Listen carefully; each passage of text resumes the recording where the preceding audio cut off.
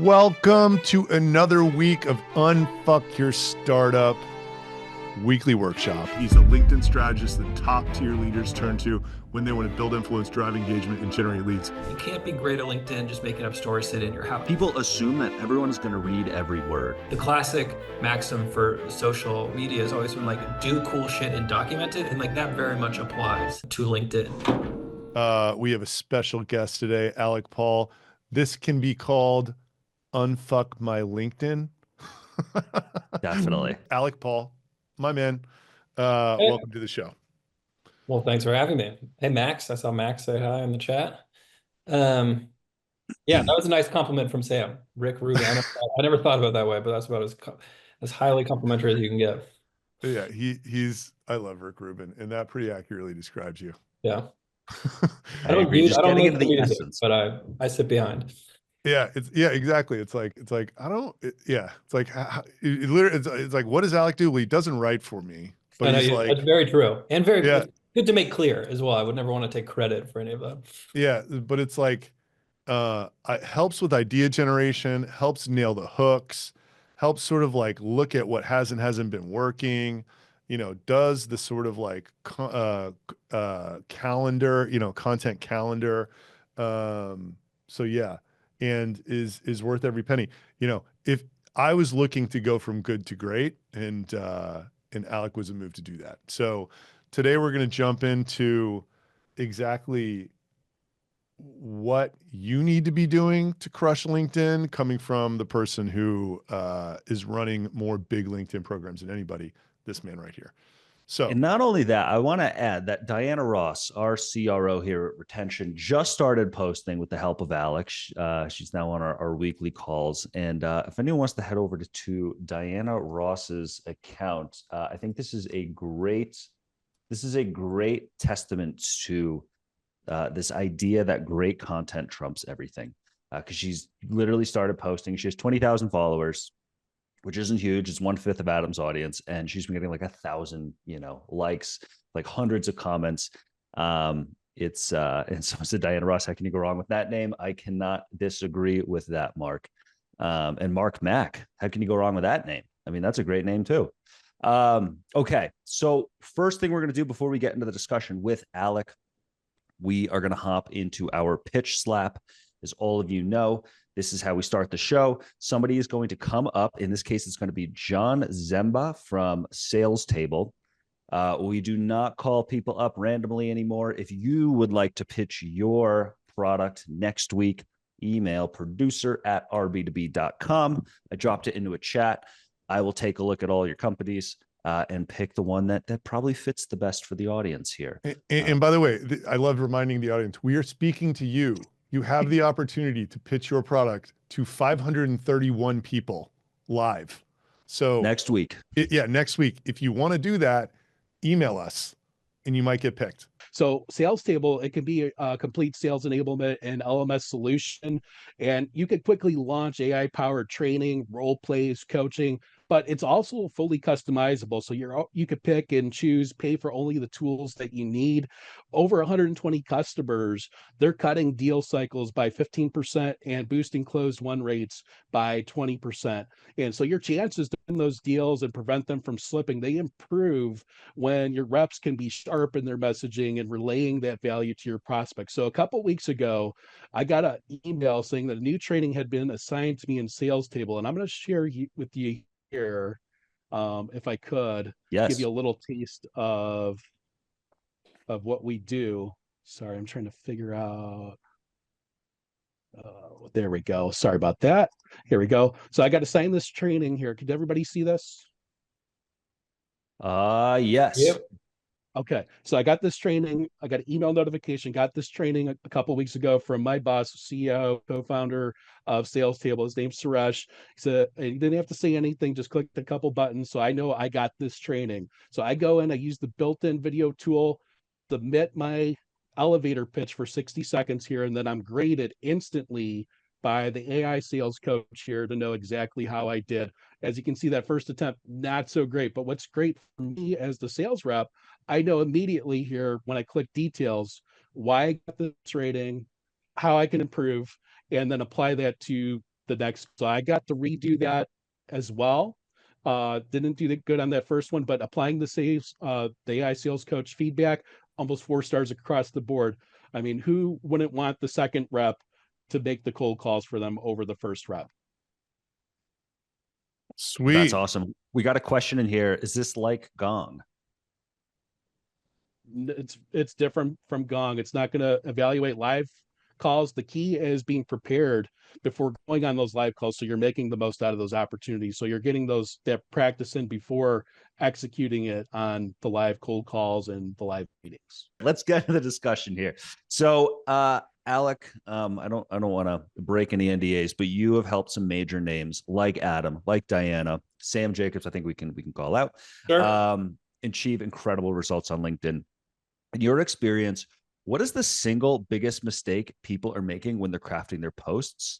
And I guess tangentially, what's the one thing they should focus on when it comes to grabbing someone's attention and stopping the scroll? So the one thing they focus on. I mean, you're probably not writing to a specific enough audience with a specific enough pain. I mean, you're trying to appeal to everyone, or you're writing too soft. Like if you don't have a distinct enough perspective, yes, we can talk about the importance of hooks and credibility and story building and intrigue. And I think Max Radman's on this call. He did a good write up on this. And we can talk about that, but like, unless you can write to a specific audience with specific pain, you're never going to crack the LinkedIn kind of beast. That's definitely. And then as far as like the biggest mistake is like, it's still, I think it's everyone talks about the hook. So yeah, write to the specific person, but also I'd say most of the, like, I just can't, they're not getting me to stop reading. They're not giving me anything to stop scrolling, to, like I said, from some story or intrigue based or credibility based. Like we said, the hooks are the most important thing, that more than everything. If you can't get me to stop reading, the rest of it is worthless. And you're going to hear that a million times, but it bears repeating because you look at Adam, you look at Sam, you look at Diana, it's like, oh, inordinate amount of time is spent on that. Like before we even go into the post, right? Like if there's no hook, it's not even worth writing. I think some of the times we've done it like Adam, we can write a post and then find the hook, right? Like, hey, we have a good enough idea, we're gonna write it, and like somewhere in there we're gonna find it. And like, yeah, you can do that. But I think early on, it's write that hook first, right? Yep. The trailer for your post. You don't want to spend 2 hours or 45 minutes writing a post and you just can never come up with the concept or the idea to get people to stop scrolling. So if you cannot do that, like that's where you got to start. Yeah, there's this weird assumption in, and I think it's just this like inherent assumption. I see it with all types of copywriting, whether it's LinkedIn posts, website copy, emails, where people assume that everyone is going to read every word. And like the substance sometimes will be at the very end, like almost like the hook is at the end. And it's just a thing to keep in mind that like most people are not going to read any of this. And 50% of people are going to read your first 10 words. So when I Can I jump in with this? Can I jump in for a bit? 100%. So like the majority, Alec and I meet for an hour a week to talk through ideas. The majority of that time is spent working through hooks for ideas that I've had. In the position that I've found, so I try to sit down and write 3 or 4 LinkedIn posts at once. The position I've tried to get myself into is I basically, in a Notion doc, I was doing a spreadsheet. I write ideas down that are happening all week. And then we have this bank of pre-written hooks and the topics of the post that I want to have. Like when I sit down to write 3 or 4 posts, I want to have like 10 options where the hook is fully flushed out and we mostly know what the post is. Because then if I don't feel inspired by something, I just move on to the next and I'll get at least 3 or 4 posts. Point being, I want to reiterate this. Alex said it, but like it is not worth spending your time writing a post if it does not have a great hook. Mm-hmm. A great post with a bad hook is a post that you shouldn't have written. Mm-hmm. A post that is okay with the best hook in the world is actually a great post. It's not just the hook. The hook is the idea. You know what I mean? Like it is also like the beautiful combination of words, like using emotion and stats and whatever you guys have all seen. But like it is communicating that idea or teasing that idea enough in 2 or 3 or 4 sentences, right? So yes, it's a combination of words that can, get people excited, but it's more the idea, right? More than just the words. Yeah, and a metaphor for a hook is like back in the day when people had physical newspapers that they would read and people were writing those articles, they'd spend 50% of the time on the title of the article and 50% of the time writing the article. Think about that. 50% of the time on the fucking title, right? So like we're not doing that, but like we're spending a lot of time fully fleshing out the hook before I start writing anything. And And that probably right now, what we should do as a service to the audience is talk about what we think a great hook is. I don't know if that's in the run of show or not. Yeah, let's do it. Let's get into that. There's so we can do that one of two ways. There's people just ripping posts into the comment section here. So as an example, Jason said this was my last hook. If I can copy this. So let me just go on my quick what is a great hook rant. Please. So I think, and this is a lot of this is coming from Alec, and I always give Alec credit when I talk about this. So Alec says LinkedIn is a professional platform, so you need to maximize credibility. He also says you need to treat it as though no one has ever heard of you when you write this hook, right? Nothing is a continuation of anything else, and there's always fresh audiences he's going for. So the combination of what you say and what your description is has to maximize your credibility, which then combined with the provocative nature of your hook gets people to hit see more. Let me give you an example. Diana Ross, my co-founder, when she says, I have been the one sales rep on 2 bootstrapped journeys from 0 to 10 million ARR, it doesn't matter if you were a sales rep, the weight of her words after seeing that are so enormous that you're going to click and see whatever she has to say about sales, right? So like maximize credibility is point number one. Anytime, there's this idea of like being in the prolific zone. So like this mainstream nonsense is just noise. And then like too far out on either side's crazy, but like in between there is this polarizing stuff, right? So it's like these points of view that are authentic to you, but are contrarian and have a very strong opposing side to them. So I love to say everybody should bootstrap. Obviously, that's not universally true. But like it's true enough to me that I can say everybody should bootstrap. Bootstrappers love it. VC community comes in, says I'm an idiot. I'm like, ignoring these like, obvious areas. And that's a great social media post, right? Because like it starts discussion. Also, use as many numbers as possible. Like if you can use a number for a date, a time, a number of employees, a revenue number, money. Everyone wants to hear about money, anything related to it, profits, like whatever. And then if you're sitting there thinking like, well, I'm not Adam, I didn't bootstrap 25 million ARR. What can I say for credibility? One of my favorite strategies, even as me, and you can use this, is to be a broker of information, right? Mhm. So like I spoke to 10 early stage startups about their cold email strategies in 2025. Here's 4 things that aren't working and 1 that is, Mhm. right? Great. Everybody's going to hit see more on that post. And like, I didn't need to bootstrap 25 million ARR to say that. Like everybody just wants to know about cold email so badly. Anyway, I think that's most of what I think about hooks when I'm trying to write them. And then there's always the cliffhanger or the expectation setting. It's like you can load it up with a bunch of social proof and storytelling and whatever up front, but there needs to be some tease for them to keep reading. I mean, you can look at someone like Adam, who's usually doing like 3 lines right before that see more, and that last line is getting you to click see more. It primes it with the first 2, and the third one gets you to click see more.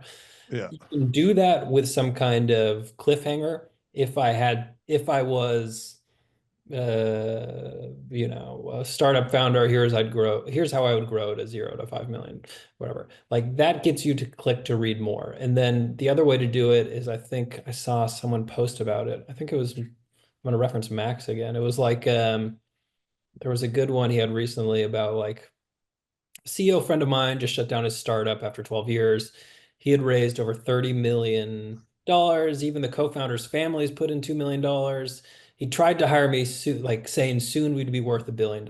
Like there's no cliffhanger statement there, but that very idea of like what the hell happens next, that is the cliffhanger. So there's different ways of doing it, but like you have to get those people to click read more. That's all we're designing those first 3 or 4 sentences to do. I want to, well, I want to talk about shit posting at some point, but Really, one thing on this, one thing on this contrarian point, I think I just want to bring up an example that Adam had earlier in the year. And I had made a similar post sort of ripping it off. But in December, we had shut down all of our demand gen channels just to focus on brand marketing. You guys are in a brand marketing event right now. But Adam's post was something like, we just cut all of our marketing channels, saving $100,000 a month. And then, and then it was like, here's why the next month was our best month ever. And we grew by, 15%. And that's just so like contrarian and sort of like juxtaposed. It's like, well, how the hell did they, if they cut all their marketing channels, how did they grow? Like, I have to know. And it's like, you're compelled to click see more, even, and just sort of stop dead in your tracks. And I think that is just a perfect example of that. I mean, I mean, part of that too, I think is like we can get into this a little bit later, but it's like you have to do shit. Like you have to do cool shit. Like it's very hard. Like you have to build things, you have to talk to interesting customers, you have to consume interesting information that other people don't have access to. You should go get into a lot of conversations. Without that kind of without all of that information, there's nothing to build off of. You can't be great at LinkedIn just making up stories sit in your house. Like the classic maxim for social media has always been like do cool shit and document it. And like that very much applies to LinkedIn. Not everyone is going to have the same level of success as Adam has had, but like you can still apply that principle. And I think that's very important. Like he was talking about, P was talking about that one example of shutting off all the ad spend or whatever. That's because Adam, we did a cool experiment, and then we talked about what we did in that experiment. Like I think that should be your guiding ethos.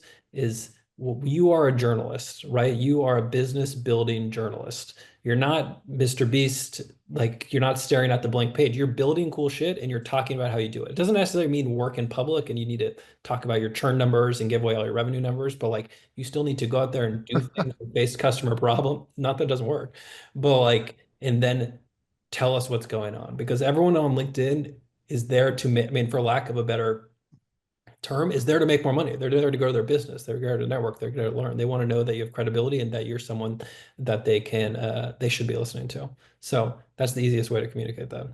And I want to just I say this as frequently as people will listen to me say it. From the day that I started posting on LinkedIn till the day I would consider it started working in a Yeah. real way, it was a year. Yeah. And It's a during long that, time. during that year, and I worked with Alec for 3 months of that year. I was very I was conflicted because like I didn't understand why I was writing what I was writing, and it really bothered me. Like at this point in my journey, I kind of work on product and marketing and now content. It's like in product and marketing, like I might be wrong about what I do, but I at least understand why I want to do it. In the LinkedIn thing, it just felt like I was just hurling darts at a dartboard with my eyes closed until it clicked. And then now I feel like every word I understand why I'm writing it. And most of the time, we had one that missed today. Most of the time, it's Yeah. like, when it's a banger before it even Yeah. hits.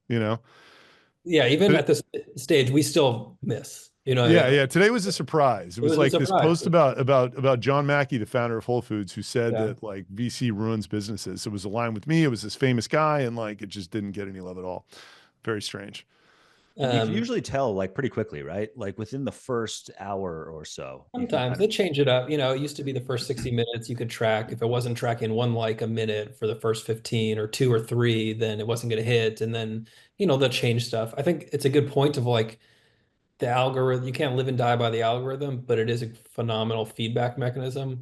I always talk about this, like the audience is not wrong. Like, sure, sometimes LinkedIn has an error or there's an outage or whatever. But if you put out a piece of content and it didn't work, it's your job to figure out why it didn't work.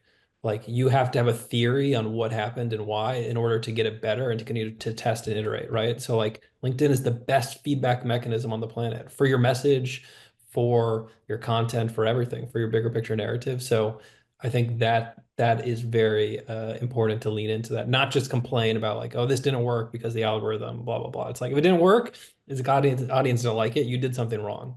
And like, we have to figure out what that was. I am curious. Will you guys try to repost the John Mackey one in like Yeah, I 4 totally would. months? Yeah, yeah. I totally would try to do it again in like like a month or a couple weeks or whatever. Because And like what's the main thing you look to change? I don't know, definitely the hook. I mean, it's all if it didn't work, it's the hook, or it's like you try it without the video, and then it's gonna be the hook. So you guys can see us try to do that again in a month for sure. Um, and I think you should look at it, and we're kind of getting off topic, but like the reason we can do that is because content is intellectual property, right? Guys, like you're not posting once and then never using that again. You should think of all this content as like episodes of Friends. Like they don't air an episode of Friends once. Like you re-exploit that intellectual property over and over and over again to gain attention. So the idea that you're creating this content library, you're not on a never-ending treadmill. Like it compounds. And Adam now has hundreds, thousands of posts that we can pull from and remix and reuse and redo. Like that's what you're building, right? It's like a library of intellectual property. That's the best way to think about it. And it's like, well, Andy Moorman says it a little bit differently. He's like, you don't post on LinkedIn to get engagement and likes and followers. You post on LinkedIn to get a library of greatest hits, and those get you engagement, likes, and followers. Absolutely. That becomes the and then if you like want to go the full machine, like you turn those into ads, right? You turn it into whatever. So um that's a good way of looking at it. I want to grab a couple questions from the audience, and then we'll get into the unfuck my LinkedIn section. Someone asked, "Is it a good idea to post daily?" So post frequency, especially for somebody starting out. Let's think of it in that lens. I think or like you want a bunch at you want reps, right? You need at bats, right? Because you don't know what you're doing yet. So it's good to try different things. At the same time, trying to meet uh uh an artificial content calendar because you think that's what you need to do, and then you rush out the post and you don't spend as much time of it. Like you'll get greater. Adam posted 3 times a week. Like you'll get greater growth off of quality than you will quantity.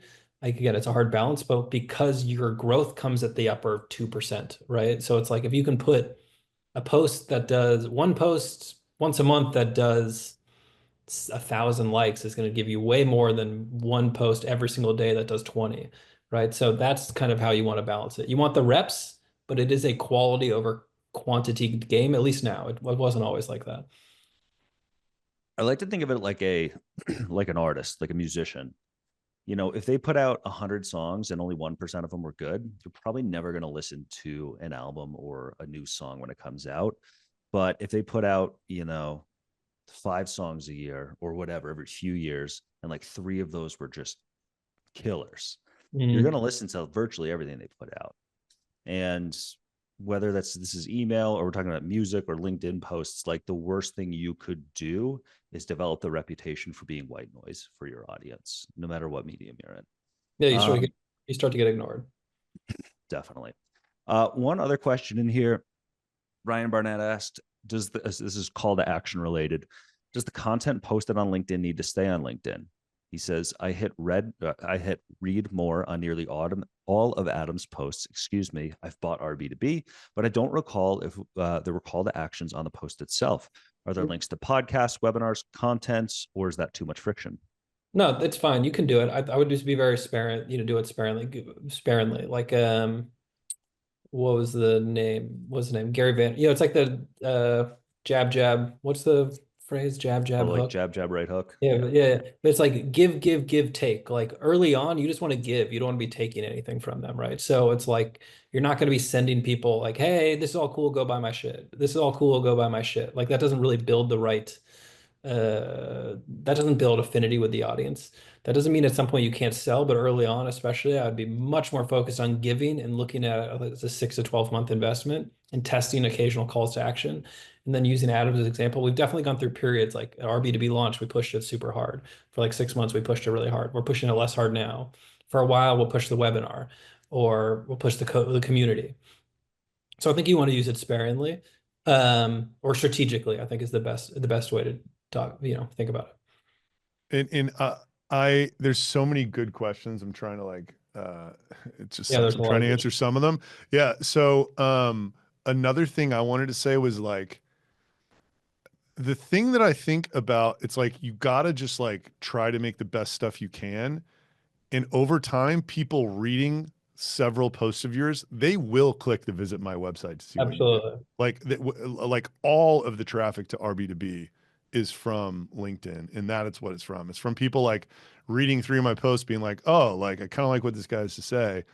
What the fuck does he do?" Mhm. You know?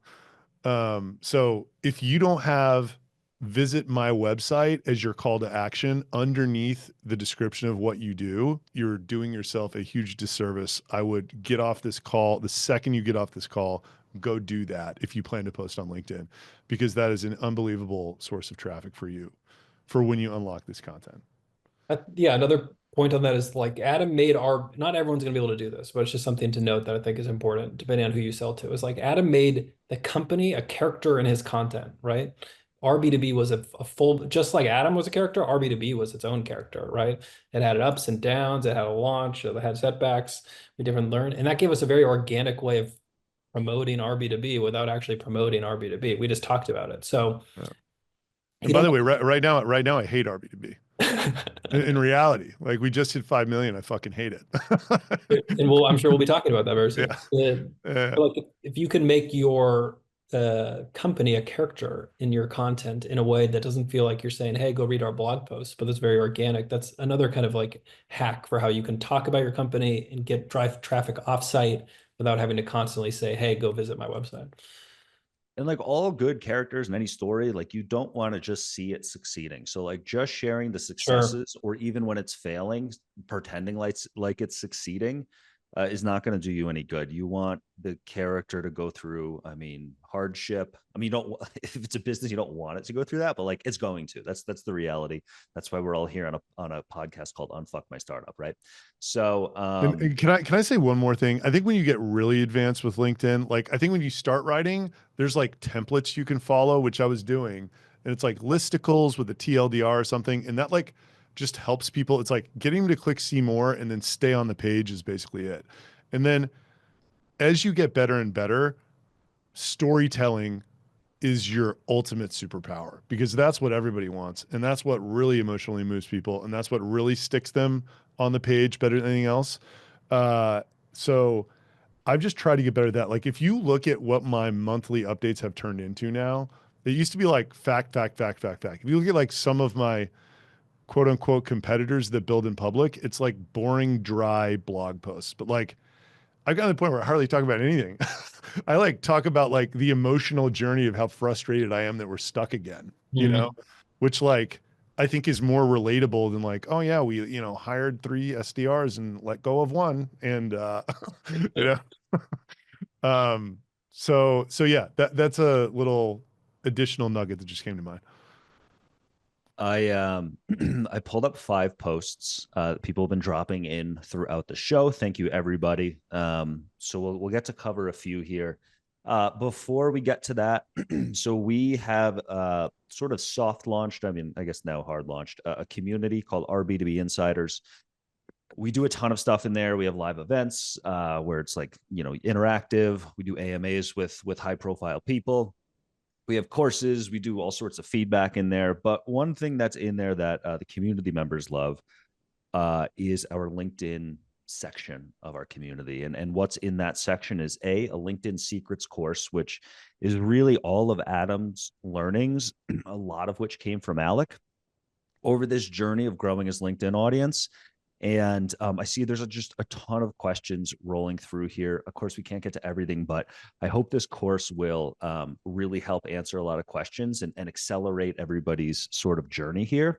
So what I'm going to do, I'm going to drop in the link. I made the course public. I'll probably turn it off tomorrow after the workday, but it is going to be public, this LinkedIn secrets course, right in the link that I just dropped in here, insiders.rbdb.com. Everything else will still be private. There's an onboarding course in there. If you're curious what's in the community, you can check that out. It's like 3 minutes long. But hop in there, check out that LinkedIn secrets course. We do a ton of like engagement and stuff and help each other blow up everyone's posts. It's really great. But wanted to do a plug there. So check out the LinkedIn Secrets course. We spent a lot of time and energy on it. It's really well produced. It's amazing content. If you can only get to one module, module 3, is my personal favorite. And someone said, it looks like the course is still locked. I will unlock it for you all. You have And to by the sign way, up. the idea with the community is we're like giving an incredible amount of educational value, but the reason people are the happiest is because, let's be honest, it's a very lonely deal being a founder. So it's like the idea is like give like a 5x value on just content and education alone, but like what you're really there for is to just go through this with somebody who's experiencing the same thing, which I did not have it, until very recently when I did this. So let's try. I see everyone saying there's an access issue. It says open on my end. I'm going to figure that out during the next discussion component. Before we do that, let's hop through some posts. Let's do this unfuck my LinkedIn section. We've been sort of talking about it all week. I'm very excited for this. I'm going to share my screen, and we are going to go through some posts that I've selected from the group. So Alec, I think the best way to do this, why don't you give us your thoughts on these posts? These were mostly for, I don't think anyone dropped in a post saying, hey, this absolutely crushed. Tell me exactly why it crushed. These are all, people that wish their posts did better. So we'll kind of rifle through. I have 5 of them, so we don't have to go too deep, but just the high level. It's like who's we for me, it's like who's this for? Like an inbound machine can kind of apply to anyone, right? And there's also like the repetition of inbound. There's probably you're wasting real estate there. But it's like I don't know exactly who this is for, I think is the immediate thing. If I'm scrolling pretty quickly, so the TAM for this is basically like anyone that is looking for an inbound calls, which is I think is just too broad, right? So I think I would get more specific and say who's we and like your inbound machine, and was there any constraints to it? I just need to like load more up in that kind of initial real estate to get someone to stop. And like was the constraints, I think is a good way of looking at it. So you can call it the persona, call out the constraints, and then leave me with some kind of reason I should click see more. I think if you go down, there's like a video, is that right? Mm-hmm. So this is like a sort of a demo like video. a sales post, right? Yeah. Yeah. Demo Which in video. general, those don't perform as well, do they, Alec? No, they don't. It's like you can use it sparingly. Let's call it introducing, but we're here. Oh, sorry.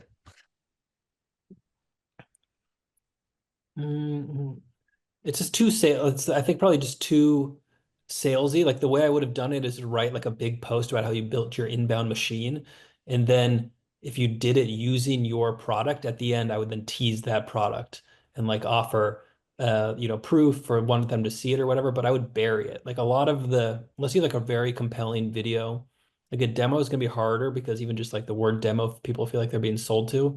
And what you want to do is provide only value and then bury the fact that it's a sales thing. Like I think the best version of this post, you don't know that you're selling a demo until you get to the last 2 or 3 lines, right? So that's how I would kind of like that expertise.ai, I would bury that at the end as well. What I would like to see is like how you built this inbound machine to book these 60 calls a week for the certain persona. And then all of that narrative arc leads to the demo, right? And then you bury it at the bottom so people don't stop scrolling before they get there. Yeah, and I think a good question to ask is like, when you look back at your post, think to yourself, is my product or the benefits of my product the story, or is it a character in my story? Because there's a huge difference between those two.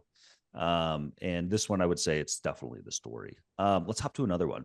We have Kate O'Neill over here. What's the image?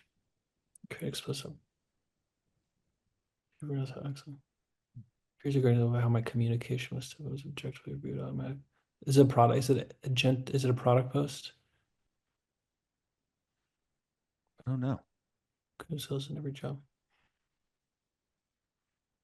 Again, it's like who's it for? Again, I think is the big question.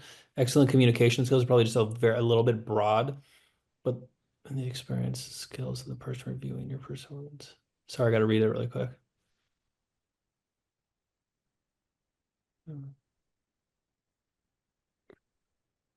Yeah, I feel like there's not like a strong story arc here, like something that's that's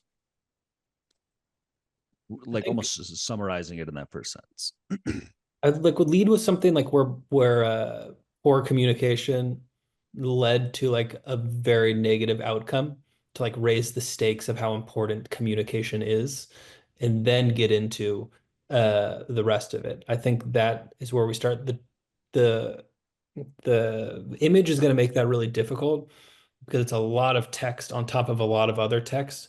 Um, so I maybe would have killed the image and used that text in the post and probably shortened it down a little bit. Like use that way. If I've seen anything where you're using like a lot of text in an image with a lot of text on top of it, it feels like a lot of friction for people to like have to consume all this. Um, so that's kind of my initial thoughts. Well, let's hop to one more, then we'll get back to discussion here. So Well, off the bat, we have yeah. Well, you jump into it, Alec. You're the expert. I mean, Chat GPT is great, a great angle for sure. But, the very, very big blocky paragraph is like impossible to get through, especially on mobile. The fact that you just have that link that's like that link preview, like I'm okay with links, but when you use the link previews, LinkedIn seems to punish that even more. I have no idea why, but like you can have a link in there, but don't do that little link preview image. And then even just from right here, it's going to be hard to read. So you got to give me some white space to breathe with this thing so I can like, otherwise it just feels like this really daunting task that I'm gonna have to read this entire paragraph to get the value of it. Like you got to break it out. But I love I crashed ChatGPT should be a killer hook. Yeah, and I think this also brings up this idea of like everything really has to work together in harmony, right? If you have a great first sentence, but it's not, the spacing isn't great, it's still not going to take off. If you I would have, redo it. I would redo it. yeah, Like you yeah, could do this post again. Last week 100%. I crashed ChatGPT. Well, cool, folks. Thank you for participating in the Unfuck My LinkedIn, the first ever. We'll have to do this again. Um, let's go back to sort of there was something you had mentioned, Alec, and we had posted it in the promo for this show. It was kind of this gimmick you were talking about that gets this insane engagement. So Oh, the there, comment anything? yeah. So could you please kind of go into exactly what that is, and Sure. why is this basically not all there's seems to be these trends that happen in posts. This is not unique to LinkedIn. This happens on every social media platform. And while they won't be long-term strategies, they can be great for, latching onto early engagement. So Yeah, it works. yeah, You should jump on it. Like I said, I mean, you may not like it. There's a lot of you got to do what's right for your brand. I think what Pete is talking about is we've all seen like these long posts that promise big outcomes or assets, and then at the end of it, they're going to be like, comment whatever deck below, and I'll send you the deck. We've done it. I've had clients that do it. It works incredibly well. It's a huge I just dropped an example in from our boy Nathan Laka. Nathan Locke loves it. It's a huge pain in the ass to have to deal with the output, and a lot of people are never going to send you that asset. To be fair, Yeah. it's really just an engagement hack. But I Daniel, works amazing, feels terrible. That's exactly right. That is exactly right. I think you have to balance it works to drive leads. The reason you're seeing it crop up because there's been like two or three or four like AI tools and coaching programs that have gotten popular on LinkedIn, and they kind of teach how to do this. And that's why you're seeing a rash of this stuff all around. And then it's kind of gotten populated throughout the rest of the ecosystem. I can tell you that I've been doing this stuff for like 3 or 4 years. Like it worked 4 years ago. Will it continue to work? I don't know. It really is a question for your brand if you want to be associated with it. But I can tell you it works if you do it right. You can drive a ton of leads if you can figure out how to get back to all of them and drive a bunch of inbound opt-ins to whatever it is you're doing. The way it works is usually people are looking to accomplish some kind of result. You're going to give them half or tease it in that post, and then you're going to give them the full thing, and they have to comment X below. It like juices your comment numbers. It'll drive an insane amount of views for you. Your followers will go up. It tends to extend outside because of how wide it goes. It tends to extend pretty far outside your ICP. Like you're going to get a lot of people commenting that will never buy whatever it is you're selling, right? And you're going to get a lot of new followers that again are never going to buy what you're selling. But again, it does work. Work in the sense that it will juice your views, it'll drive followers for you, it'll give you wider distribution for that post. I can tell you, I would say maybe 30% of the time do people actually follow through with it, which is very annoying and is given a very bad reputation. Um, Mainly because LinkedIn punishes outbound and there's no physical way to send 4,000 messages on LinkedIn without scraping them all and doing it via email, or even if you have them all connect with you, it's like you will get rate limited. So um, you got to deal with the aftermath of it, but it works. Someone said Locke never sent the slides yet. Yeah, I mean that's you almost don't want it to take off too much because then, like you said, there's just no way to go through them all. Um, so beyond kind of, we've talked about a ton of tactical stuff. What is sort of the biggest mindset shift you encourage kind of your clients to make when approaching LinkedIn? So maybe in this example, we think about Adam when you first started working with him, and whereas LinkedIn was kind of pre-Alec and those 3 months, and then really the past 2 years. Mindset shift. I mean, if you're going, I think it's different depending where you're at. Adam had been doing it a long time and had a lot of evidence of like what did or didn't work. I think from a mindset shift perspective, you really got to treat it like jogging. Like it kind of sucks at first, right? Like you don't want to jog. You know it's really good for you. You know over the long term it'll make you healthy, make your business healthy. But even once you get going, it still kind of sucks and you don't want to do it, right? But like that is the biggest shift for me. It's like it is a 12 to 18 to 24 month commitment over time. You need to figure out ways to make yourself stay and to stay consistent. LinkedIn is all about compounding and consistency. If you post for 6 months, 12 months and grow a big audience, and we've seen this a couple of times, and then stop for 6 months, you're not starting where you left off. Like you're taking a couple big steps back, right? So it is a consistency. Set yourself up a consistent schedule for you to be, and I'm gonna keep saying it, consistent over the next. That's why I kind of don't recommend doing 7 days a week because you'll get burned out, right? So I think that consistency is the most important.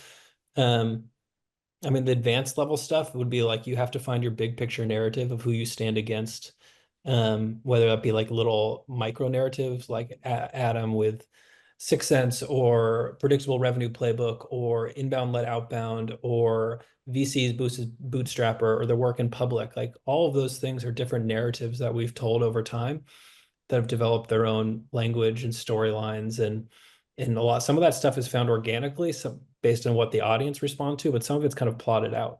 So sometimes it helps to look at it more like again, this is a little more advanced, but more like a TV show. Dude, I'm hammering questions over here, by the way. Yeah, I just answered like 12 in a row. Daniel Klein has a great one in here. Adam, are you posting to everyone or just hosting panelists? Can you make sure you're no. I'm sorry. There were 14 questions in the Q&A. Oh, Q&A. Yeah. I just knocked them all out. So I was a little zoned out for a second, but I answered all of them. Hey, you're good. Giving the people what they need. Someone had a great question, which I think talks about the really hones in on this mindset shift sort of thing. Especially, a lot of the folks in here, Alec, are not big names on LinkedIn yet. So Daniel Klein says, Adam, did you deal with any imposter syndrome when posting? Like, especially when starting to post? Sometimes it's like, do I have shit to say? I feel that. And I feel like a lot of the people in here are like, well, I'm not Adam. I don't have this 25 million, ARR company that I bootstrapped and all these crazy stories. What I would say to that is like, I say that I made my first social post in the fall of 2022, but like I ran a successful Facebook ad campaign in 2020, which is not this, but it's kind of like that. And the only reason I was able to do that is because several years prior, I got this idea in my head through like a business coach, one of these like info product type business coaches who was advertising on Facebook over video to grow his coaching business, that it would work for this non-product market fit SaaS that I had. You should see the videos. They're terrible.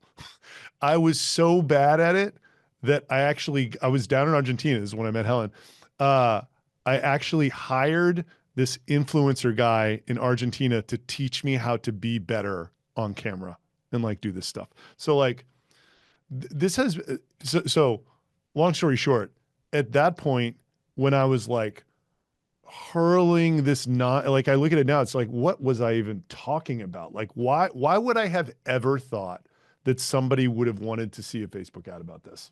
Like, it just seems crazy now, right? But it didn't seem like that at the time. I didn't know what else to do.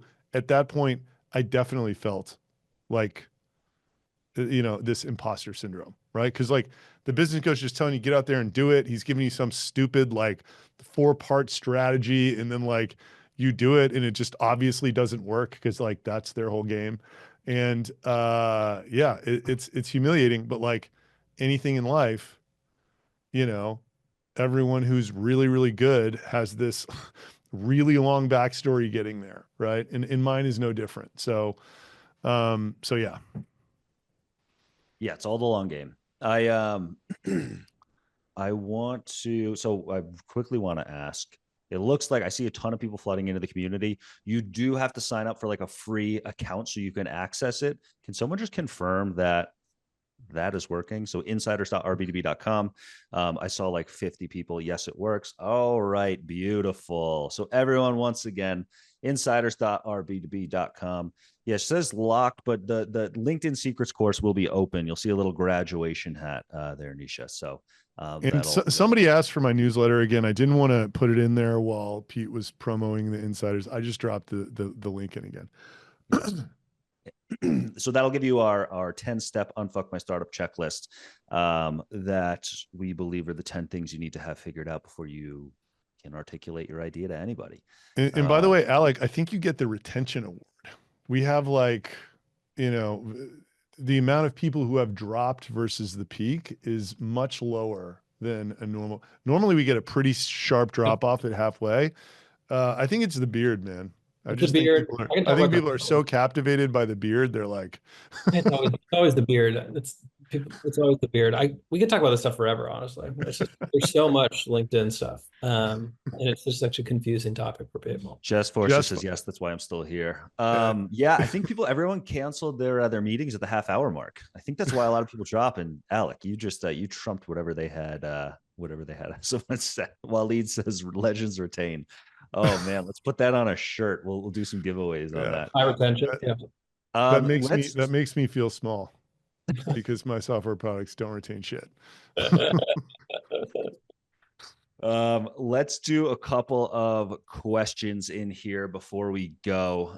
Does scheduling posts impact distribution? Terry Wilson. That's a good question. Not if you do it in platform. I would avoid all third-party tools.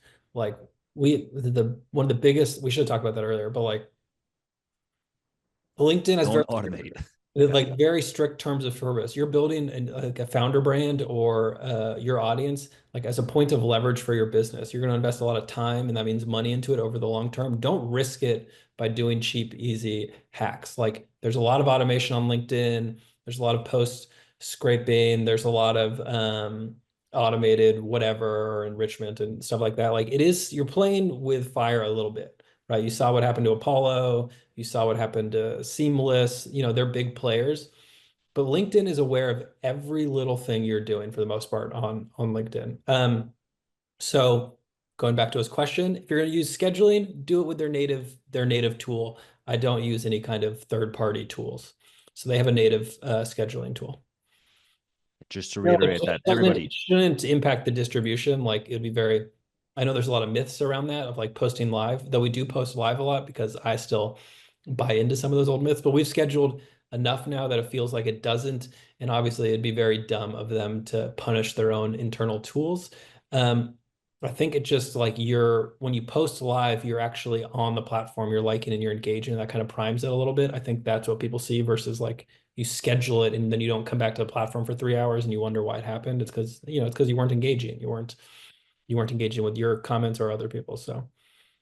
And Kate O'Neill had like I just want to like, if there's a body of questions related to my engagement has gone down, hers specifically was like, I got this top voice badge and affiliate went down. It's like, I feel like what you would say to this is there's really only one thing you can do no matter what the reason your engagement goes down. Yeah. It's just go back to the fundamentals, try to make a better hook, try to make a better content. It's like, whether it's an algo change or a tap badge voice or like you get shadow banned or like whatever you think happened, you have to keep the only thing you can do it's just, yeah, it's just, There are a couple levers. Adam's 100% right. Like, I think the best way to look at LinkedIn is like, LinkedIn is an angry god. There is nothing you can do about whatever decision they've made. Like, you may face their wrath, but like, you live in their world. We've chose to build on this platform. We follow their rules, right? So if something happens and and it's happened to us, like for a month, everything felt like shit and nothing was working, like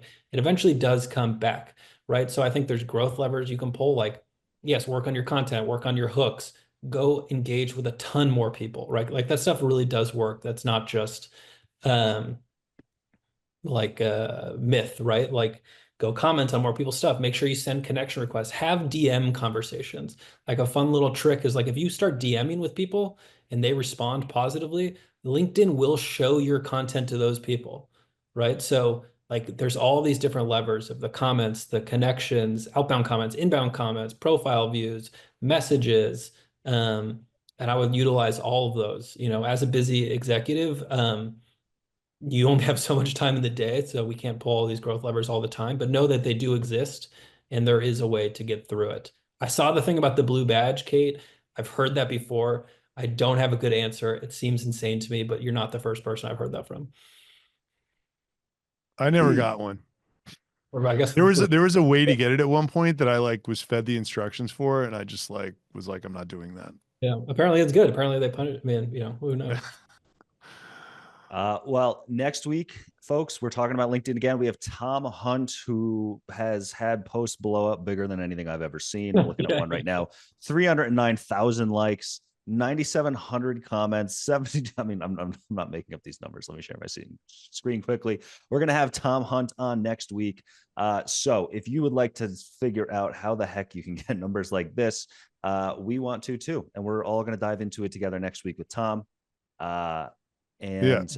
Surely there must be some shenanigans involved. Yeah, shenanigans, or like there's LinkedIn bait. You talk about remote work or bad bosses or giving time to pregnant employee. Like, there's just certain topics that LinkedIn just loves, right? Like, so you combine that. I think he's got some pretty clever tomfoolery going too that I can't wait to uncover. I'm gonna have to tune into that one because very big. Yeah, Alec, join and grill him in the comments. I'll just come in and just like leave a bunch of trolling comments. Well, guys, thank you all for joining. Thanks, everybody. If you want to get higher response rates, you got to get in the inbox first. Guess what? I always tell people this. If my abuelita, messages me or emails me, I'm going to open that email. I don't give a shit what the subject line is, right? Most people that you talk to about cold email today will say cold email sucks. It doesn't work. And I go, really? The subject line is the most important part of the email? No, it's not. It's actually getting the email in the inbox. The second most important part of the email